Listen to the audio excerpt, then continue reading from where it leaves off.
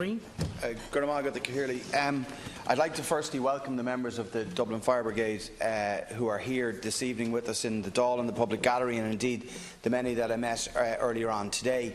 It's been a pleasure for me over the last 4 or 5 years in particular in working with both current members of the Dublin Fire Brigade and the crews, and also retired members. And my colleagues have covered a lot of the items covered and detailed within our motion.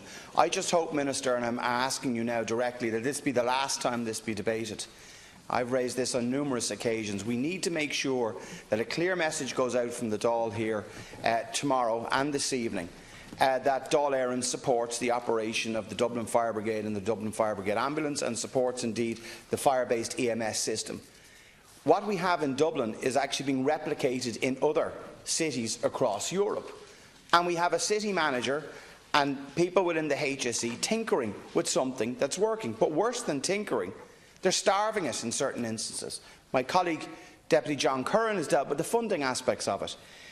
We should be further expanding the DFB's role within the Greater Dublin area and looking at how it can be expanded into our other cities across the country, not restricting it.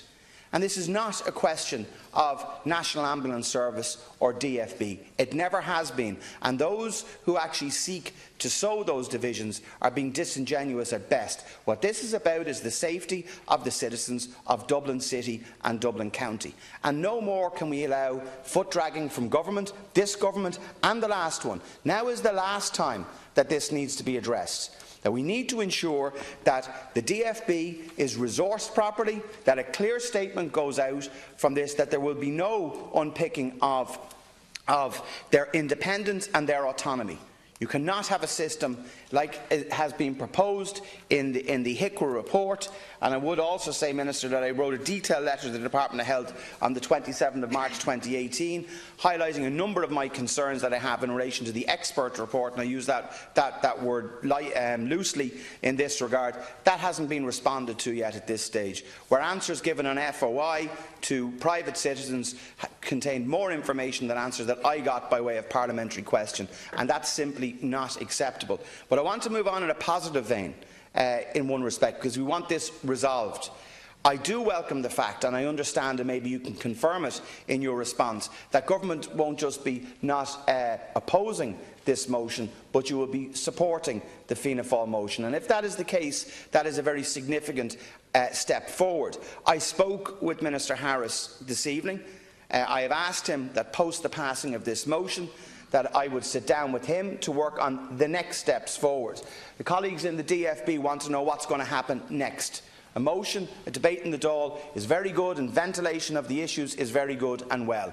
But what I want to see, and what my party Fianna Fáil wants to see, is a roadmap forward to investing in the Dublin Fire Brigade. At the moment, there should be 133 firefighters, paramedics and 36 officers on duty at all time, maintaining frontline fire appliances. However, there are only 109 and 29 officers due to start work last night. There's a deficit in staff and there's a deficit in appliances. We need at least another 4 ambulances within the service, and we should be proud of the service that's there.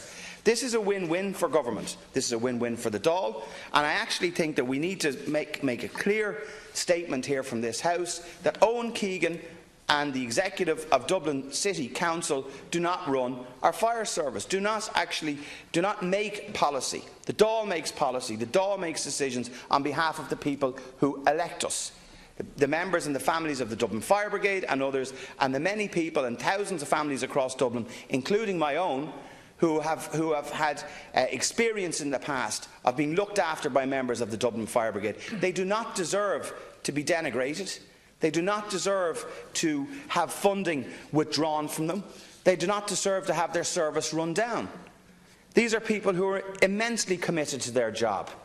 No downtime whatsoever, 365 days a year, 24 hours a day, 7 days a week. They look after us. I think it behoves government to look after them now, and for the Dáil to speak with one voice, to ensure that we invest in the Dublin Fire Brigade, that we invest in its staff, that we invest in its crews, that we invest in its paramedics. So we can move this forward. I hope the Dáil agrees unanimously with the Fianna Fáil motion that has been tabled. And I think from this then, early next week, is that we move forward with a plan of implementation of what we need to do to ensure that this service remains one of the very best in Europe, and that we further invest in the service itself. Beatrice